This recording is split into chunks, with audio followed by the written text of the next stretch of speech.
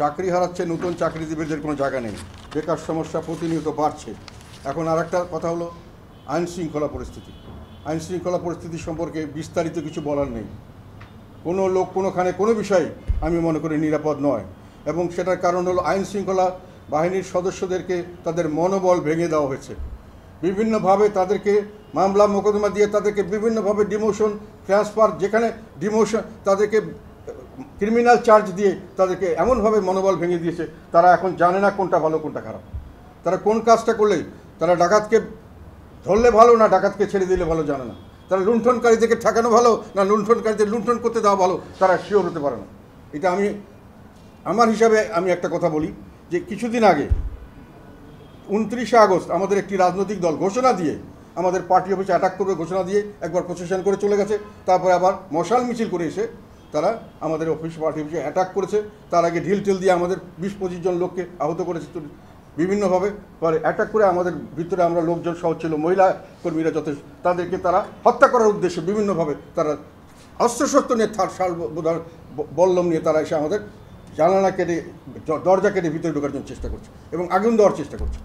সেখানে পুলিশ বাহিনীকে আমরা খবর দিয়েছিলাম, ওনারা এটাকে নিবৃত্ত করেছেন এবং ওনারা বল প্রয়োগ করে তাদেরকে এখান থেকে সরিয়ে দিয়েছেন, আমাদের জানমালের নিরাপদ হয়েছে। কিন্তু তারপরে আমরা কি দেখলাম, বর্তমান সরকার ওখানে পুলিশ বাহিনী যা কিছুটা এগিয়ে বা আগ বাড়িয়ে তারা আমাদেরকে রক্ষা করতে গিয়ে সেখানে লাঠিচার্জ করছেন, তারা একটু শক্তি প্রয়োগ করেছেন। সেখানে কিছু যারা আক্রমণকারী তাদের কিছু মানুষ আহত হয়েছে, একজন নেতা পড়ে গিয়ে আহত হয়ে নাকে রক্তাক্ত হয়ে দেখলাম আমরা। এইটা নিয়ে সারা দেশে পুলিশ বাহিনীর উপর নিন্দার ঝড় উঠে গেল এবং বিভিন্নভাবে তাদেরকে সহানুভূতি দেখানো, তাদেরকে সমর্থন দেওয়ানো, যারা আক্রমণকারী তাদেরকে সহানুভূতি দেখানো। আমরা আক্রমণের শিকার, আমাদের বিষয়ে আমাদের লোকরা এখানে উন্ডেড হয়ে আছে, আমরা কাতরাচ্ছে, আমাদের চিকিৎসা করার জন্য আমরা লোক নিয়ে যাচ্ছি। আমাদেরকে কোনো সহানুভূতি বর্তমান তত্ত্বাবধায়ক সরকার থেকে আমরা অন্তর্বর্তীকালীন সরকার থেকে আমরা পাইনি। আক্রমণে যারা জুলুম করলো তাদের আমরা দেখলাম, আর যারা আমরা জুলুমের শিকার হলাম তারা কিন্তু এই হলো না। তার ফলে আমার মনে হয়েছে, আমি জানি না এটা, যে এইবার পুলিশ যখন দেখেছে যে এনাদের পার্টি অফিসের সামনে গণ্ডগোল, এটা সরকার হয়তো সরকারের সঙ্গে ক্লোজ লোকরা এটা পছন্দ করছেন না, কাজেই তারা এইটাকে তারপরে একটা ইনকোয়ারি কমিটি গঠন করা হলো যে পুলিশ আবার তাদেরকে বাড়াবাড়ি করেছে কিনা দেখার জন্য অতি উচ্চ পর্যায়ের ইনকোয়ারি কমিটি গঠন করা হলো, তার থেকে তাদেরকে শাস্তিমূলক ব্যবস্থা দেওয়া যাবে কিনা সেটার জন্য রিকমেন্ড করার জন্য। তো পুলিশ তো ন্যাচারালি চাকরি হারানোর ভয় এখন দিশাহারা। ফলে এই যে আমাদের উপর বাড়াবাড়িটা হলো, এইটা হয়তো তারা সরকারকে খুশি করার জন্য, সরকার বলুক যতটুকু বলেছে তার চেয়ে বেশি পরিমাণে আমাদের উপর বল প্রয়োগ করেছেন। তো এইটার কারণে বোঝা যাচ্ছে যে আমাদের আইন শৃঙ্খলা রক্ষাকারী বাহিনী কী পর্যায়ে আছে, তাদেরকে আমরা কি শিক্ষা দিচ্ছি, কিভাবে তাদেরকে পরিচালিত করছি।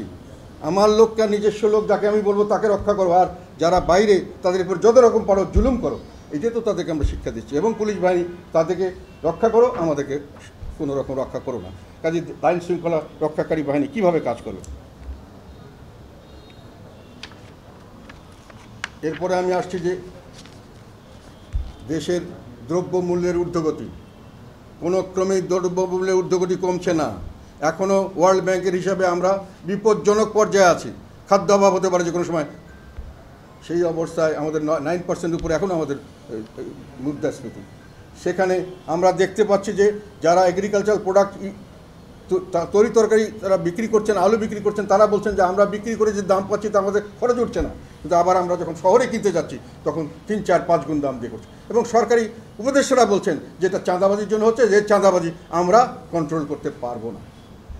তার মানে কৃষকরা উৎপাদন করছেন, তার ফল পাচ্ছেন না, আমরা বেশি দামে কিনছি, জিনিসপত্রের দাম বাড়ছে, মাঝখান থেকে মধ্যস্বত্বভোগীরা অনিয়ম করছে, যেটা সরকার নিয়ন্ত্রণ করতে পারছেন না।